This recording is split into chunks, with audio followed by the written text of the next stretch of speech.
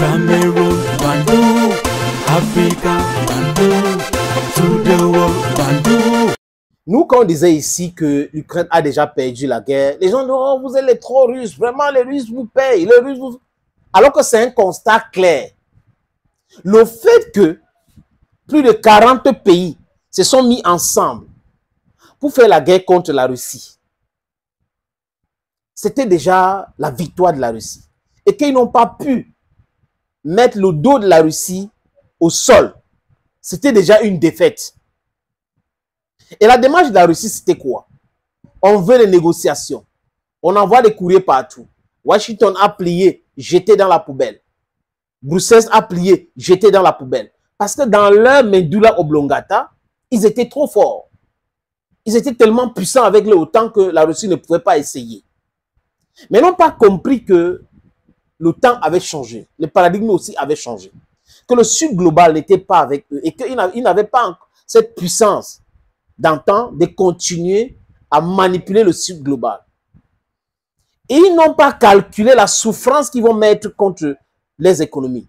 Ils ont appuyé, détruit leur économie en refusant d'acheter le gaz russe bon marché pour aller acheter le gaz américain de schiste 4 fois plus cher, dont le GNL russe est à côté de leur porte. Ils disent qu'ils sont des économistes. Hein. Donc vous avez le produit ici, là, à 5 mètres.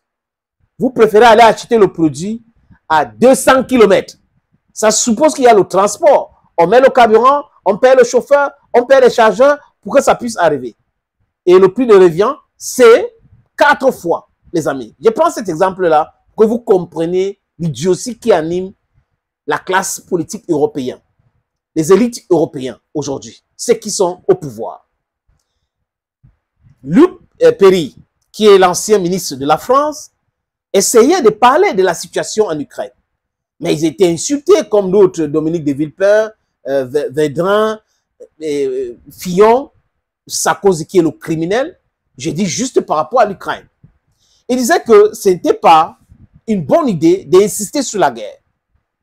Et la Russie déclenche en 2022, en février, ce qu'elle a appelé les opérations spéciales. Le but de Vladimir Poutine, qui a réuni uniquement 150 000 hommes, c'était de mettre la pression sur l'Ukraine pour négocier quoi? La neutralité permanente. Mais aujourd'hui, à l'heure où je vous parle, c'est ce qu'on est en train de proposer à la Russie. Elle n'est pas en train d'accepter ça. On propose à la Russie un accord où l'Ukraine ne va jamais intégrer l'OTAN. Dès le départ, c'est ce que les Russes ont demandé. Qui est donc stupide?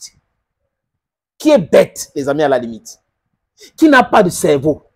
Ce sont les OTANiennes qui ont refusé en disant que l'Ukraine était souverain. Mais ils oublient qu'après la Deuxième Guerre mondiale, ou après la chute du mur de Berlin, pour ceux qui lisent un peu l'histoire, les amis, il y a eu l'entente de non-agression. Et on avait promis à la Russie quoi? Que l'OTAN ne va pas s'étendre vers l'Est. Mais qu'est-ce qu'ils ont fait? Ils ont fait le contraire. Et Luc Perry, comme les autres aujourd'hui, sont en train de pleurer. Dans leur tête, c'est à cause de la guerre en Ukraine que la Russie a pignon sur rue en Afrique aujourd'hui. C'est à cause de la guerre en Ukraine que la France a perdu le pied en Afrique. Mais non, c'est trop simpliste de voir des choses comme ça. C'est depuis 2010 en Côte d'Ivoire et 2011 en Libye que vous avez perdu la manipulation qui était en Afrique. La jeunesse africaine a compris qu'il était temps de se réveiller parce qu'on ne peut pas accepter de se faire piller comme ça et se maltraiter. C'est ça, ça veut dire qu'on nous pille. Les gars viennent nous polluer. Ils ont imposé la double imposition. Donc, les gars travaillent chez nous, ils payent les impôts dans leur propre pays. Et c'était normal. Et quand les Africains veulent voyager, on les bloque, on ne peut pas recevoir toute la misère au monde. Pendant ce temps, ils sont en train de nous piller pour payer les salaires, pour payer des choses gratuites dans leur pays aux gens. Et ils trouvent que c'est normal. Les gars ont trouvé que c'est normal. Voilà que ça les a calés au cou. L'Ukraine, c'est donc ces gouttes d'eau-là. Les Africains ont dit, ah, c'est votre problème, vous avez commencé ça, réglez ça vous-même. Nous avons des problèmes chez nous, nous devons régler nos problèmes. Et on commence à conscientiser les Africains pour pouvoir demander à la France de quitter. La France qui est là pour se polluer, pour voler, pour piller. La France, sa richesse, s'est basée uniquement sur l'exploitation coloniale et le pacte colonial, les impôts coloniaux. Ouais, un peu, les amis. Donc, cette France-là est à terre aujourd'hui. Et les politiciens français reconnaissent aujourd'hui que voilà, nous avons raison de nous vexer. Eux, la France a refusé de se faire manipuler par les Américains. Ils ont refusé les bases militaires américaines en France. Ils ont refusé la monnaie qu'on voulait les imposer. Mais ils nous ont imposé tout cela. Est-ce que c'est des gens bien? Ce sont des criminels.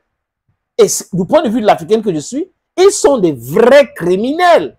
Maintenant, l'Ukraine a perdu. C'est ce que je vous dis, on peut dire c'est navrant, c'est désolant, et c'est évidemment. Et vous savez qu'avec ce type de propos, vous n'allez pas vous attirer que des roses, mais forcément. Mais non, mais c'est une évidence. C'est une évidence. Il n'y a pas un général sur terre qui peut dire le contraire. L'Ukraine a perdu. Après combien 250 milliards d'armes données à l'Ukraine, on peut pas dire qu'on n'a rien fait. Oui, c'est sûr que le soutien a été omniprésent. Ça n'a servi qu'à augmenter le nombre de morts. Donc tout ça est absurde. Je veux dire, il faut dire la vérité maintenant. Sarkozy avait raison, Fillon avait raison, Védrine et Villepin disaient des choses assez raisonnables sur le sujet. Bon, il faut quand même écouter c'est pas des imbéciles non plus, c'est pas des fous furieux, c'est pas des fanatiques, c'est pas des pro-russes délirants. C'est juste, cette guerre est idiote, et on va arriver à 600-700 000 morts, encore une fois, pour rien. Avec des crimes de guerre abominables. Et en plus, quel est le résultat final? C'est que Poutine apparaît comme le leader du Sud global. Vous trouvez ça intelligent? Il fait plus qu'apparaître, en tout cas, il l'est. Et regardez ce qui se passe en Afrique. Poutine est en train de pendre... Cameroon, Bandou, Africa, Bandou, to the world, Bandou. Notre place de nous Français en Afrique. On disait la Chine-Afrique, maintenant c'est la Russe-Afrique. Et donc on a réussi à installer Poutine en leader du Sud global, c'est-à-dire des 2 tiers de la planète. Et en ça, c'est aussi un échec. Mais évidemment, c'est un échec majeur. Et par ailleurs, on a réussi avec les sanctions. Moi, j'avais publié dès 2014 un article contre les sanctions de la Russie, non pas par amour de la Russie, mais parce que ça a poussé la Russie à réorganiser toute son économie vers le Sud global, vers la Chine, vers l'Inde, vers l'Afrique.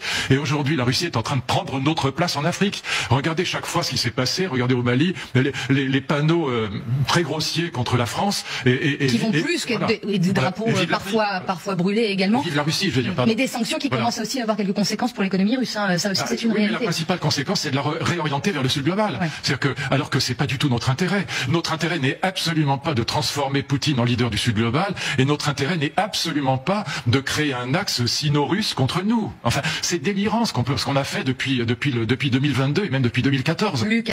Il est insulté par certains politiciens en France aujourd'hui. Mais à la fin, la vérité sort toujours.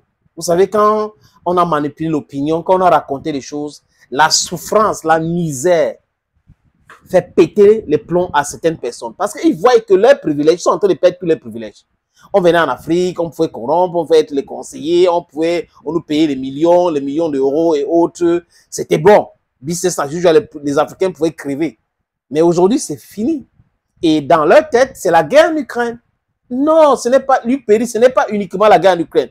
Votre analyse de la situation est bonne. Et c'est vrai. Mais seulement, le déclencheur, ce n'est pas la guerre en Ukraine. C'est la Côte d'Ivoire de Laurent Gbagbo. Et après, c'est la Libye, l'élimination de la Libye.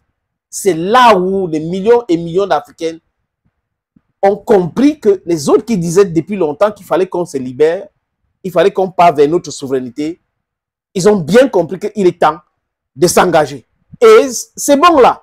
There is no turning point. There is no way anybody, wherever you find yourself in France or in Washington, you're going to tell us something else. We are Africans and we are here to fight for our economic freedom in our lifetime. Because if you have economic freedom, political freedom is there. If you have political freedom and you don't have economic freedom, you are not free. We want our sovereignty. Thank you, friends. Cameroon, Bandou, Africa, Bandou.